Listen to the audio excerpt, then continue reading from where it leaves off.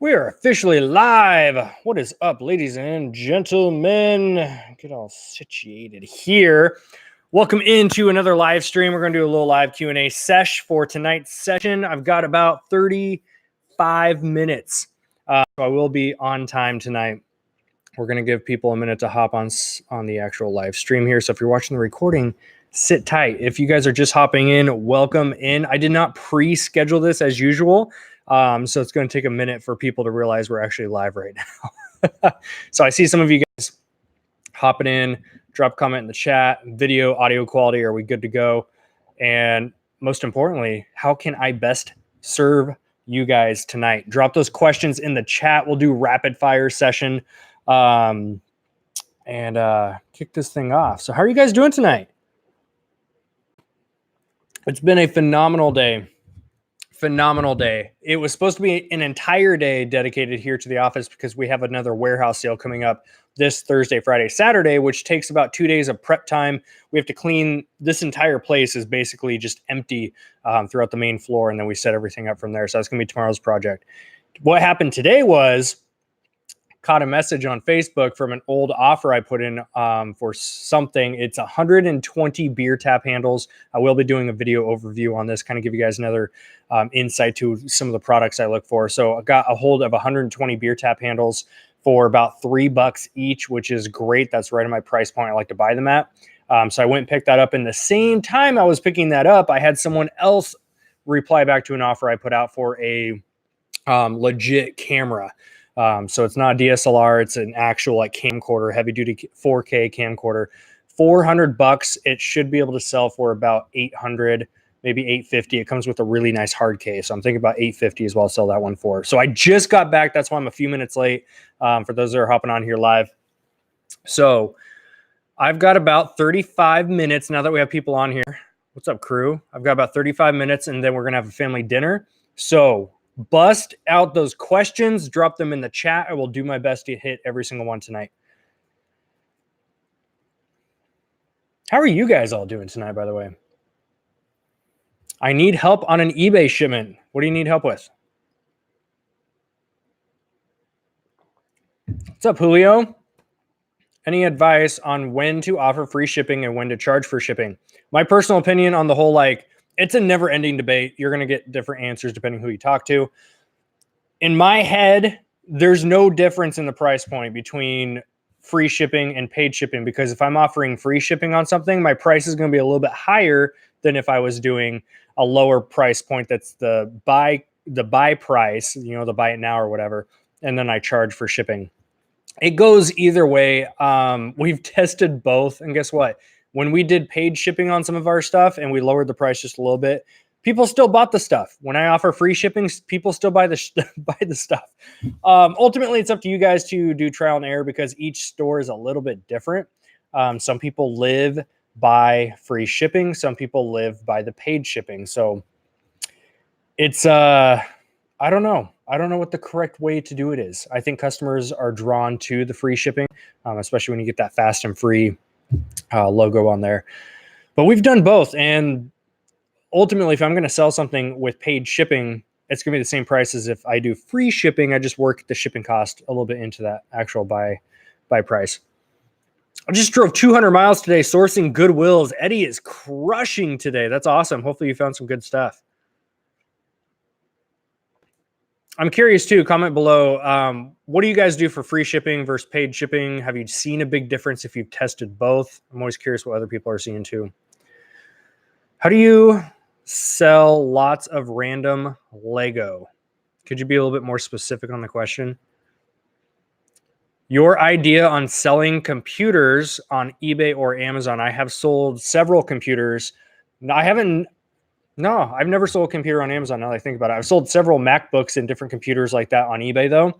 The thing with computers and tech in general, you've got to test everything. That thing needs to be working in flawless condition, especially with Amazon, because Amazon customers are going to be way more picky than eBay customers. Amazon is a little bit more difficult to work with if you get any type of negative feedback and stuff like that. So ultimately, it's up to you and your risk tolerance. But for eBay, I know how, I don't have in-depth knowledge, but I know the basics of how to like upgrade the RAM and refurbish some MacBook stuff. So I've got some general knowledge in that. So I do sell computers. I just now started getting back into it. I used to sell a lot more in the like iPhone and MacBook arena. I haven't for a while, so now I'm getting back into it. Biggest item I ever shipped was actually the 5-foot tennis racket. So you can go back to our channel, Ben, if you're newer here, and you can check out we did a whole video on that thing too. That was definitely the biggest as far as, you know, width and height. That was a 5-foot tennis racket. It was probably, I have the measurements. I should double check what they were. There was probably 3 feet wide, something like that. Massive. I've also shipped a fairly large printer that weighed about 40 to 50 pounds one time. That cost about $80 to ship. Yeah, so far those are, can't think of anything else. I've shipped like boom boxes and stuff like that, but the tennis racket was definitely, that took the cake. What's up, Lexi? Question. I took your advice about listing 3 things a day and it worked for a while, but sales are slow again. I'm sourcing from Goodwills, but sales are still slow. Any tips? My question back to you first would be, are you sourcing the same type of items every time you go in? Because here's the thing, if you are only selling one certain type of item, it can be different items, but kind of in that, like, you have electronics as like the umbrella category, but within electronics, you have, you know, you've got like stereos and all these different subcategories. If you're selling generally the same stuff, you're going to see a lot more peaks and valleys in the business, especially, you know, getting towards the end of summer, school starting back up. The whole like summer slowdown is almost over, guys. But this is why I'm a big fan of multiple different categories at all times, because we don't see as many dips in the business as if I was only sourcing one type of electronic, or if you're doing just clothing, that's another thing too. But as far as like slow sales, how to increase those, I just did a video on that a few weeks back, and go to our channel and check that out too. The basic stuff you guys already know, but it's just actually doing it. I just recently ran a 15% off sale across almost the entire store that we have on eBay, and it worked. Try to think of exact numbers. We sold 30, I want to say it was 34 or 35 items the first weekend I ran that sale. This weekend, we just shipped out another probably 24, 25 packages from that sale. And then we also started increasing our sponsored products up to 2% across the board, a little bit higher for stuff that we have bulk quantity of. And that's been nice for us. So I would definitely recommend some type of sale is usually a good way to kind of break that chain. And I've got 30 minutes left, so I'm just going to be like hammering out questions. I'm not going to go down too many rabbit trails on tonight. I'm just going to focus and get these questions answered for you guys. I found an amazing vintage Chicago Clubs 1984 NL Division Champion t-shirt, size L, but has been shrunk at some point in time. How do I list this properly? I don't do a lot of clothing. That would be more of a Trista question. I'm sure there's people in the chat right here that can help you out way better than I can. Just be as thorough in your description as possible. People look at a few things. They're going to look at your photos. Most of the time, I don't think customers actually read the damn descriptions, but describe it the best that you can. Try to explain that it has shrunk. I don't know, maybe if you can put it side by side with what another large shirt looks like compared to how much that one has shrunk. Measurements, of course, are crucial.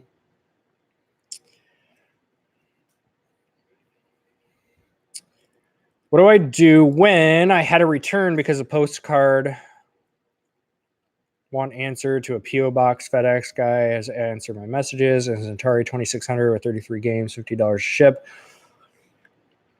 I had a return because the post wanted. Guess I'm confused on that first phrasing on the first sentence. I kind of know where you're going with that, because FedEx won't ship to a P.O. box. I've had that happen a couple times. I don't know what the proper way to handle it is. I'm sure you can call eBay, find a workaround to make that work. I just bit the bullet and paid for priority shipping on the couple items I've had to do that way. But if you have more like detail in that question, I can help out a little bit more. Yeah, buy one get. I do the buy one get 10 free promo. Whatever works best for you guys. When something goes restricted, do you close the listing and you can do MCF? which is multi-channel fulfillment. Mine went stranded, and I keep getting nasty grams from Amazon. Yeah, in that case, you can close the listing. Amazon still has your inventory. You can do the multi-channel fulfillment that way. Usually, if something goes restricted and straight into stranded, I just pull it back. I'd rather have the item on hand because I just don't trust Amazon with that stuff, especially when something goes stranded. I think ultimately that's just going to end up in their hands somehow. What ROI is acceptable to you on Amazon? I am asking with a repricer in mind. I set 20% as my rock bottom, and I just leave it there. I literally set it and forget it is the term that you'll hear tossed around. So I do that exact same thing, 20% ROI. That's why I just try to go for more volume. Versus eBay, 20% is on the low side because in eBay, you can buy something for $5 or $10 and sell it for 50 plus. So you're doing a lot greater margin. But with Amazon, it's a turn and burn game. How many items can I sell at 20%? And it's all and now it's a numbers game. I know that if I go out sourcing, I need to spend $1,000 with 20% ROI in mind to make $200 profit. And that's the mindset I have now is when I go out, it's not so much the amount of items I'm going to buy, it's the dollar spent. I know every time I go out, I want to spend about $1,000 to make a minimum 200. Of course, I'm ideally in the beginning, I'm sourcing, 30, 40, 50, all the way up to like 70, 80% ROI items.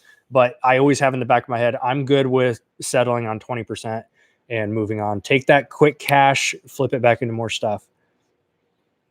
Nice. Congrats, Kay. Just hit. Whoa, chat just bumped down. Crap. Where'd that go? Cade just passed 20K for the last 30 days. That's amazing. Awesome milestone.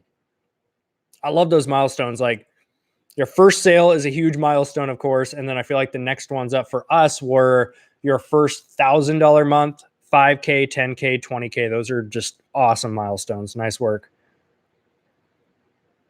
If Amazon says I can sell the product, but there are no other FBA sellers on that product, does this mean that there may be several IP claims on that product and not worth selling? If Amazon is on the listing and there's only one or two merchant filled sellers, one, you need to check the merchant filled sellers and see if the brand of that product is one of them. That's a stay away. If the brand is selling on their own listing, they're not going to want you on it. That's just the name of the game. But if the brand is not on the listing, Amazon is not on the listing, and you are approved to sell that product, is the risk of IP claims there? Always, every product. But chances are a lot slimmer in that scenario. Where do you sell Nike and Adidas the most? Nike is all Amazon because I get them from the outlet. So I have a retail receipt to fight IP claims if I need to. And we've rarely ever had issues with that. Adidas, because we get them without boxes and we also get them from a wholesale supplier. Those we go on eBay. So it's like Nike always goes to Amazon because they have the boxes, retail receipts. I don't have an actual receipt. I have an invoice through PayPal, but the supplier that we use does not have boxes for these shoes. So that one usually we just toss up on eBay and we do pretty well with those. Our average buy cost is about $27 to $30 landed. That means with shipping. So landed here to us is about $30 per pair. And we sell a lot of these for 55, 60, 65 range. Dr. Holiday, Mr. Richard, thank you so much for the super chat, my friend. Do jackets and similar stuff sell for higher price points in Q4 higher in Q4 than they would during other times? Yes, for two reasons. One, it's Q4. Most things are going to sell faster and for a higher price. And two, Q4 also means it's fall and winter season. So therefore jackets, coats, scarves, all that stuff is going to do a little bit better, which is why right now is you should be buying that kind of stuff. Always plan for that next season. Right now I'm stockpiling coats and jackets as I find them. I bought a big bag of Legos. I see what you meant by the random Legos, like the bags of them. I bought a big bag of random Legos at Goodwill, and after separating minifigures from everything, I'm left with a big box of random parts. Just wondering how you would sell them for the most profit. A lot of loose Legos you can sell by the pound. So go to eBay and just search Legos, and you can see the different by the pound listings up there. So whether you have like vehicle parts, standard brick Legos, whatever you have, just try to find a similar listing, kind of do a piggyback off of that. How do you run a store-wide sale on eBay? You do it on a weekend. I do mine 2 weeks at a time. So this Friday, I believe, is going to be my phone. Hold on. I don't know if you guys can hear that. My phone is like blowing up right now. Ah, that's why. So obviously I'm not going to show you guys, but son of a. All right, so I need to hit the road possibly tonight and go do some more retail arbitrage. I just got back and I passed this store. One of my Walmart managers just texted me some fresh clearance he just marked down. Really good stuff. So I need to go hit the road later tonight or tomorrow morning. That's the nature of the game. You make those manager connections. They shoot you text messages. They'll call you. Not all the time. Of course, this one, I have several, but this one contact that I have took about a year of, talking and BSing and small talk inside the store to get to that contact level. But that was a live example of retail arbitrage at its best is when you get those connections. All right. What tangent was I going off? Q4. All right. We covered that one. All right. We'll just move. Oh, here we go. How do we run a store-wide sale? So this Friday is the last day of that 2-week sale. I did 10% a couple weeks ago for a week and a half.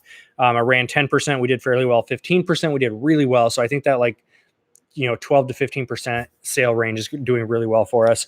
And I just run that, I'll do it like once a month or something, just alternate every other week, see if I can get some movement going around that way.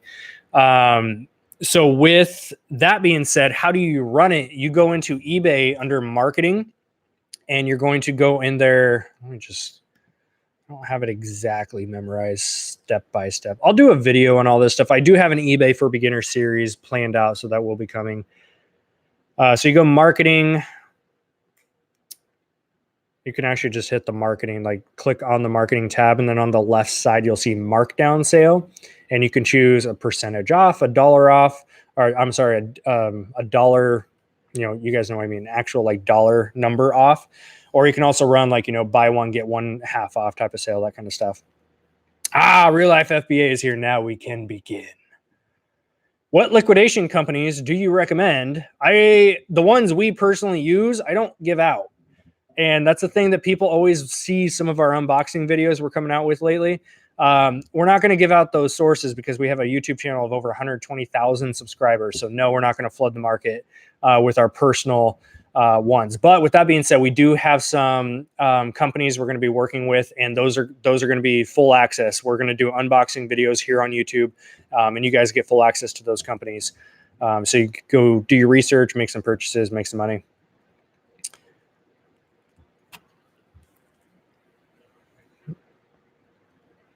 Yep, I agree with that. My man Martin said, if you're not prepping for Q4 today, you are losing money. It's like when I'm posting on Instagram some of my hauls that I'm doing lately, and people are like, you're not going to get much for that coat. It's, yeah, well, no shit. It's August. I'm stockpiling for Q4. That's when we cash out some of that stuff. It's all, seasonal items. You can do the same thing with seasonal groceries. You can buy up different Easter items after Easter when they're severely discounted, and then wait till next season and sell them. Halloween, Christmas candy, all that kind of stuff. When you start to plan ahead, and one, you have to have the capital that you can just spend and buy. Usually it's not a lot, but if you're willing to spend a couple $100 on a lot of different stuff for the next season, and two, you have to have the storage space to be able to hold on to it for a while.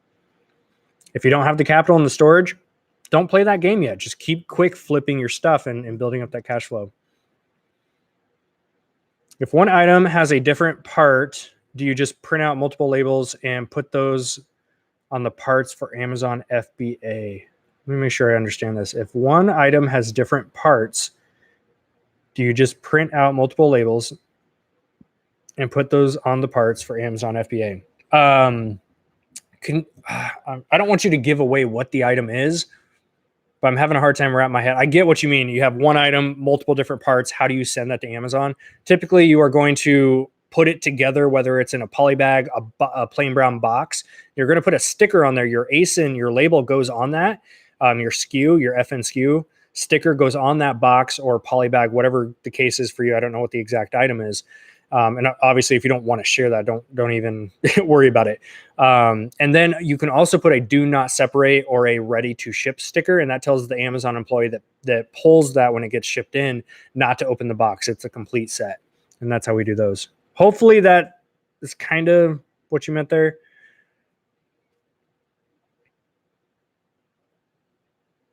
Is eBay marketing markdowns only for store subscribers? No, it's not, but that is one option. You can do a special markdown just for your store subscribers.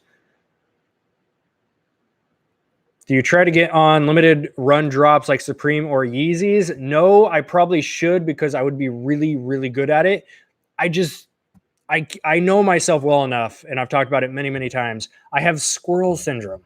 Like the new thing comes up and I want to die. Like I have FOMO. I have fear of missing out of everything. So that's why I have my hands in so many different pockets. I'm like trying to do everything at once. So I've learned over the last year, I've gotten so much better at it. I'm focused. And if I added in catching those limited run drops on Supremes and Yeezys, I mean, that just deters my focus away, and then I'll lose the momentum I've built on other things. So right now, my focus is laser.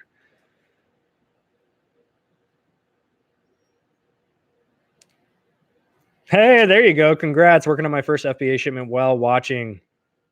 Martin is definitely the man. Martin knows what's up. What would you guys say to someone who is going to travel and sell on eBay and Amazon? I guess it depends on what kind of traveling. Are we talking like just within domestic? You're staying in the US traveling. Are you going in an RV? I know people that sell full time and they live in an RV and they just travel around the US. Are you flying into different states? There's a little bit more info I would need on that. I've done sourcing and traveling.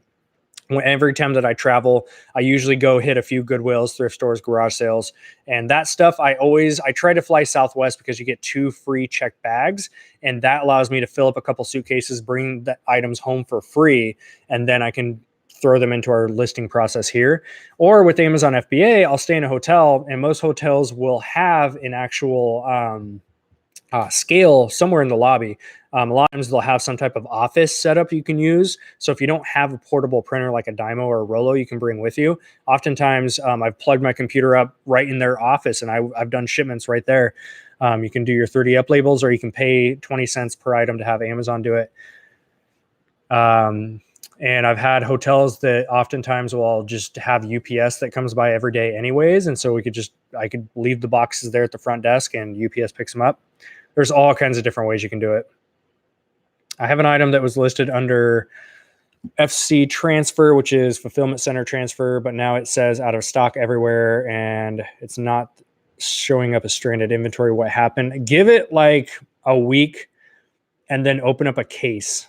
So you have to actually take that ASIN, open up a case with Amazon and ask them like, hey, I sent this item in. It's under this shipment ID. They can verify it was sent in.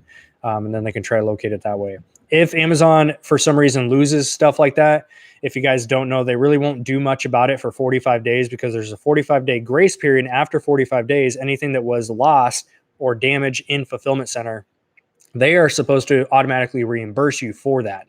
But you have to keep an eye on this stuff or it's easy to miss. I'm local. Give me your Walmart contacts, please. When I get out of the retail arbitrage game, I will give some. I will hand out my contacts to local people. We'll just start a bidding war. How about that? Who wants access to all my contacts on this phone?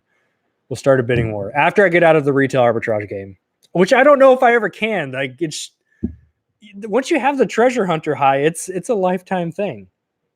Are there more efficient and smarter ways I can be making my money? Absolutely, but I love retail arbitrage. It's the same thing with thrift stores. I should not be spending time in thrift stores. I should be focusing on wholesale accounts and private label. That's the smart and efficient thing to do as a business, but I don't have fun doing that stuff. I love getting my hands dirty in the Goodwill bins. I love getting in and finding those unique items to go out to those buyers and collectors that need them. Am I going to be doing tactical arbitrage for wholesale? We run all of our wholesale lists that we do get. We run through tactical arbitrage, and I spot check manually as well. So we do use that. As far as like creating a video tutorial, yes, I will be creating some tutorial videos on tactical arbitrage soon. All right, we've got 15 minutes. 15 minutes. Rapid fire. Go. If you guys got questions, drop them below. I had a very, very old Amazon account before they even did FBA. Unfortunately, I shipped, let me scroll back up. I shipped a book late one time and had my account suspended. I'm having a terrible time finding an actual person to talk to about reinstating my account. Any tips? I've never personally dealt with any situation like that, so there's not much I can do to help. But I would recommend reaching out to Nate McAllister and Chris Grant. Those are the two guys I recommend. You can find them on Facebook. Their Facebook group is FBA Today. So go tell them that Chaz sent you. They'll get you hooked up with different articles and stuff you can read up on. It's been about 2 weeks since I sent that item in. Lexi, I would open up a case. You're going to copy that ASIN and that shipment ID it was in. Open up a case, give Amazon that info and say, hey, my item is not showing up as active or under stranded. Where is it? And they'll open up an investigation. Whether or not they're actually investigating, I don't really know. What does it mean if my item is reserved on Amazon FBA? That just means it is being transferred to another fulfillment center.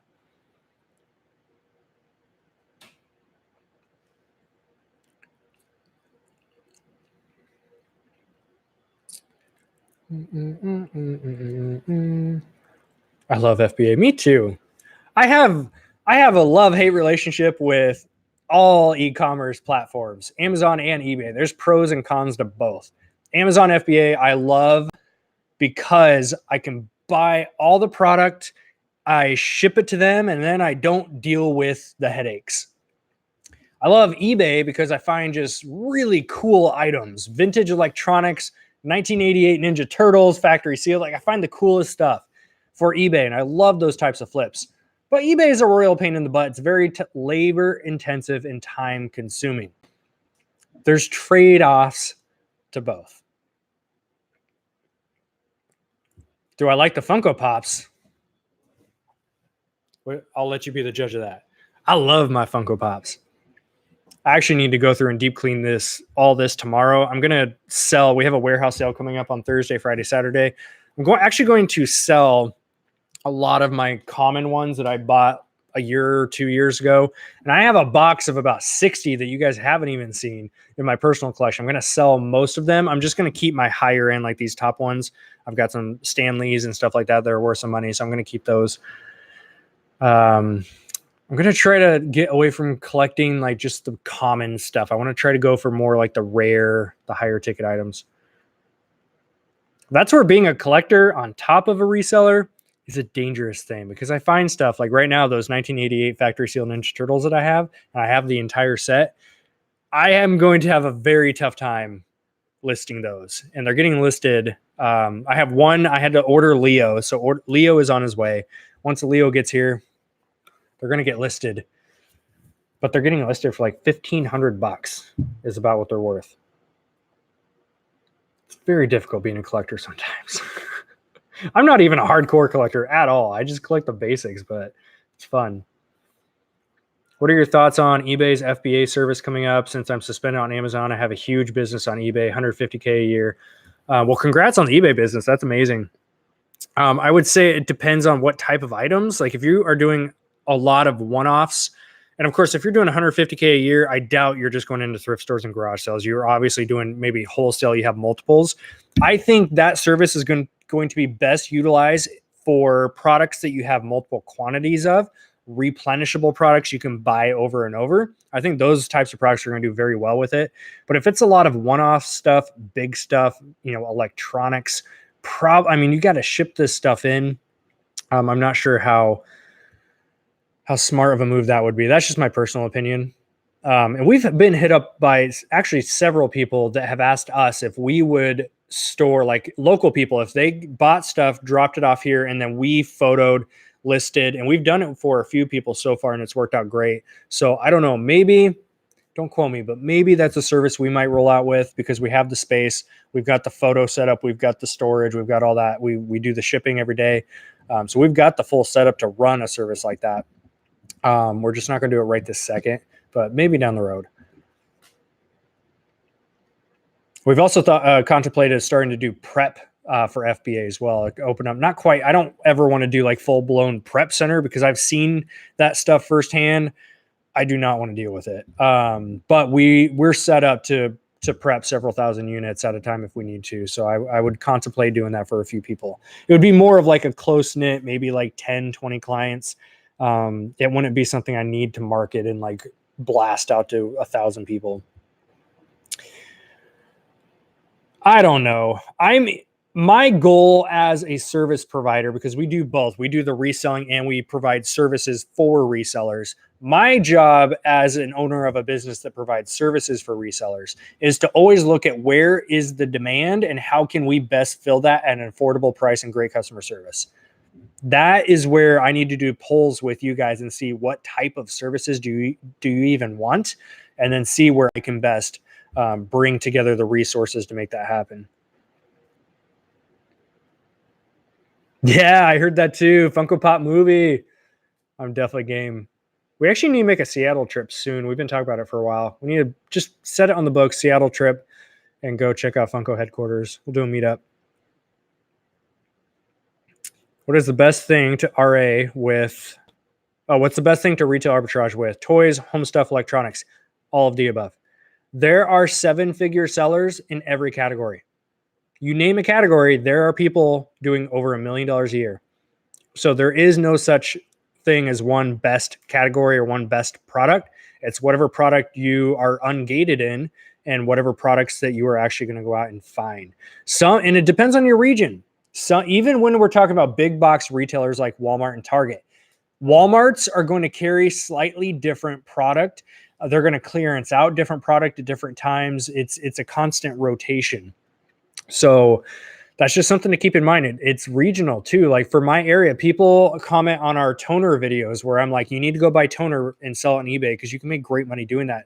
Or calculators. I've posted videos on both of these now. And I get so many comments of people are like, oh, I looked on my marketplace and everything's overpriced. It's like, well, it's your region. Like my region is great. I love to source toner and calculator around here.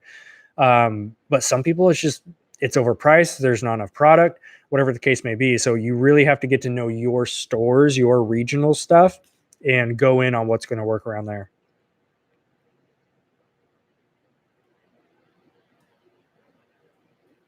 Which section should I go into to RA it with Walmart? All of them. Choose one. This is a challenge I put out to people. Like you want to learn how to do retail arbitrage, then go into a Walmart, choose a department, and don't leave until you've scanned every single item on the shelf.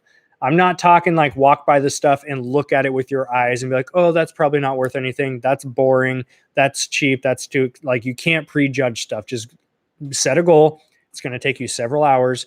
That's how you will best learn how to do it. It's like when I did personal training, I would have clients who are like, I really want to get better at push-ups. What should I be doing? Push-ups. Get on the ground. If you want to get better at retail arbitrage, get into stores and start doing retail arbitrage. That's how you get better at it. You're not going to know what the hell you're doing. I'm not saying you're going to walk into the store, scan for 2 hours, and all of a sudden it's like, oh, now I get it. No, it's going to take several trips to start to get the hang of this stuff.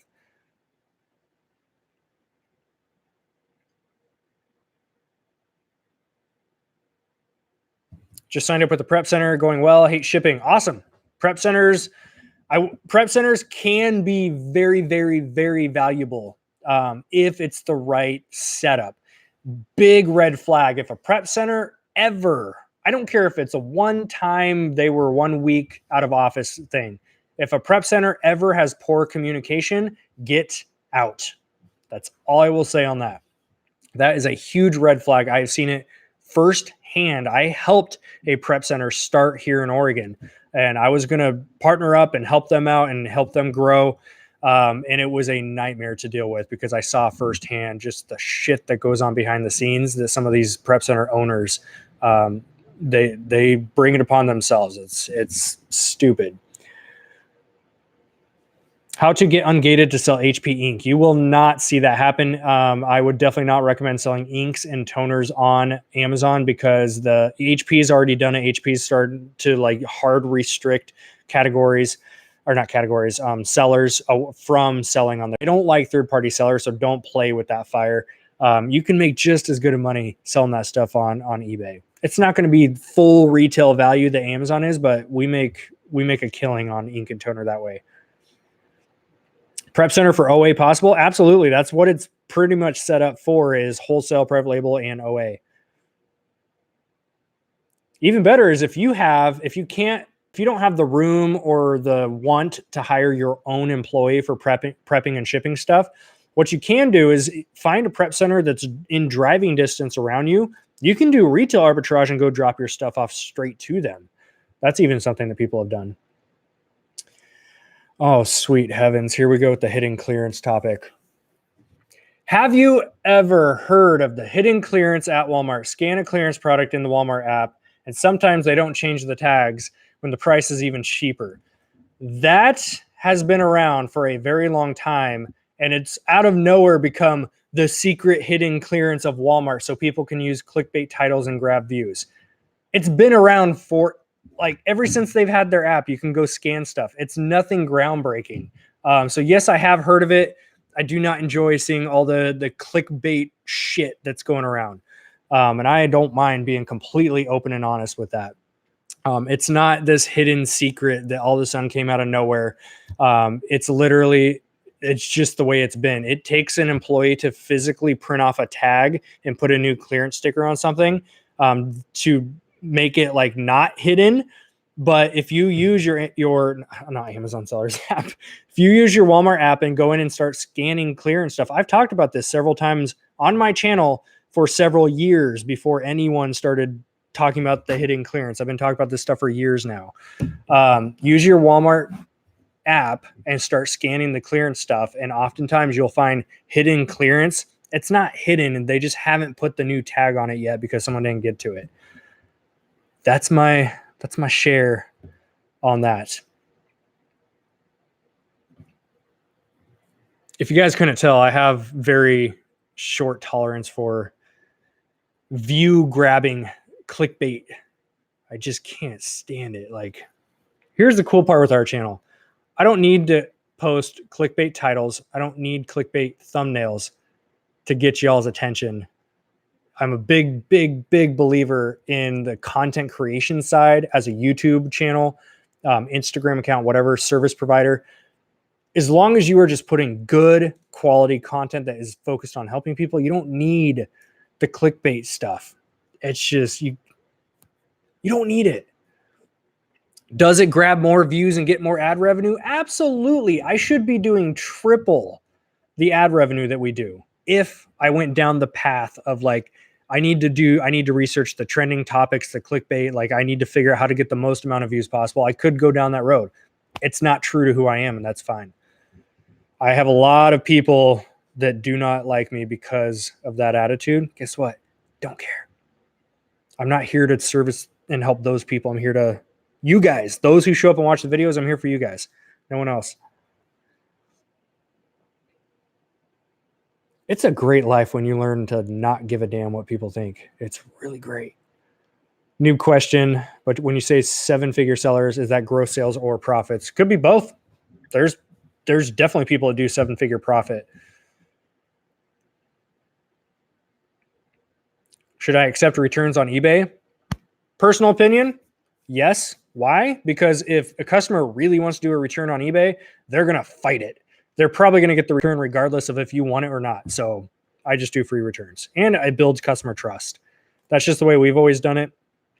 And even on items I've had no returns, guess what? They've still been returned one way or another because they'll go to eBay, and oftentimes eBay will not side with you as a seller. That's just part of the deal sometimes.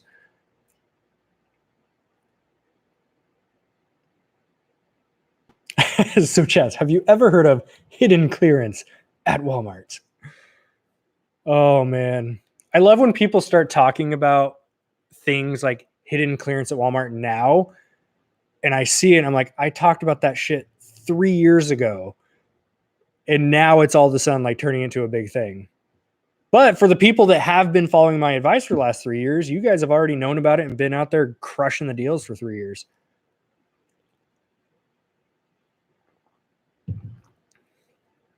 All right, crew, I got about 2 more minutes.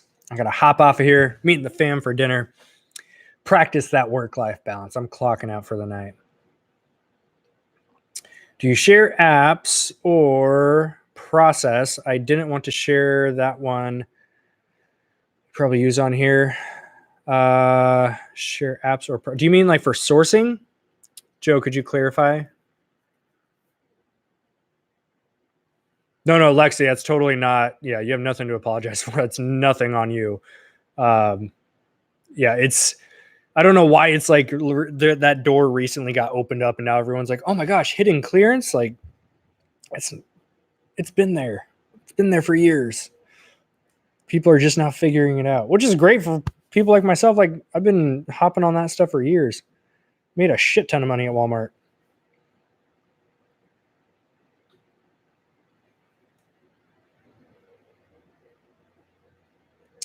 All right, make sure I'm scrolling through, make sure I don't miss anything. I'm gonna hop off of here, get some dinner, and then I'm gonna do some listings tonight. And that's about what my night looks like.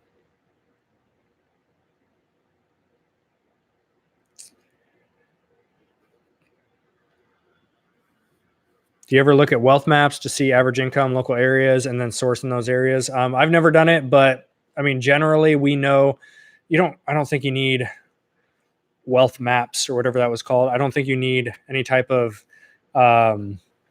average revenue or average income map to tell you where to go. Like, I know based on my area which parts of town suck, which parts of towns are good. It's the firsthand experience is what I go by. Yeah, and YouTube is definitely going to recommend all the hidden clearance videos because that's YouTube's algorithm.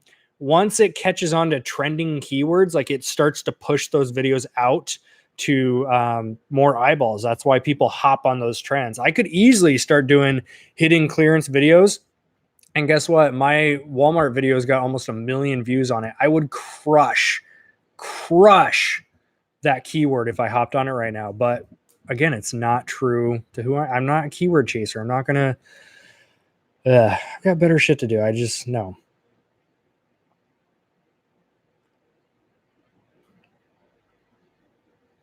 Ah, cool. MJ's in the PDX area. Don't get me wrong. I'm still doing retail arbitrage videos and showing you guys Walmart sourcing and all that. I'm just not going to like chase the keyword stuff. I have to put those keywords in there so they get seen, but I'm not going to like go all in. I love the YouTube ad revenue as a source of income. I love the affiliate links that we get to plug, but it's not a source of income that I'm like, ooh, this is really easy money. I'm just going to start doing clickbait and keywords and all this kind of stuff that's not me. I want to make reselling our main source of income that dominates the rest and then keep trickling in the YouTube and affiliates and all this kind of stuff. And guess what? Some people don't like me because of that. That's okay. I don't care. All right, crew. Questions are done. It is time to go. I appreciate all of you for being here, especially those of you that can handle a little bit of a harsh attitude sometimes. It's crazy how I can go into work for 8 hours and then go to a Goodwill and make the same dollar amount or more in 1 or 2 hours. Love the hunt though. And that's where you start to learn, like, I'm not ever going to tell any of you like, yes, quit your job or no. It's up to you to decide. You need to factor in like health insurance, all this kind of stuff. But if you go into thrifting or Goodwill and you're making just as much as you are in an 8-hour shift, at which point do you start to transition? Because that's what I did. I was not a reseller. Quick backstory. I was not a reseller when I quit my job. A lot of people I don't know where people think that we started reselling and then quit our jobs. Trista did, but that's not how it worked for my story. I was a full-time massage therapist and personal trainer. I started my own massage practice and personal training business. And so I quit my job that way, but it was the same concept though. I was making more on the side doing massage therapy and personal training than I was at my full-time job as a massage therapist for another company. So when I started making just as much in a 4-hour, like I can work on 4 clients and get paid as much as an 8-hour shift at work on my own terms. So then I was like, well, instead of working 6 days a week at the job and 2 days a week on the side, why don't I see if I can go to 4 days a week and then go to 3 days a week, right? And so I pulled seven days a week for many years, and then once I was like, okay, now I'm making really good money on my side hustle, making decent money here. Why don't I cut down to part time? So I went to 2 days a week at my job, and now I was 4 or 5 days a week at my side hustle, which then became my full time income. So I transitioned out. I wasn't the kind that was like full time, 6 days a week, put in my 2-week notice, and then I was gone. It was like a 6-month transition. And I was fortunate. I know not everyone's in that position. I was very fortunate with that job where I was able to cut back my hours at the same time I was increasing until I made that switch happen.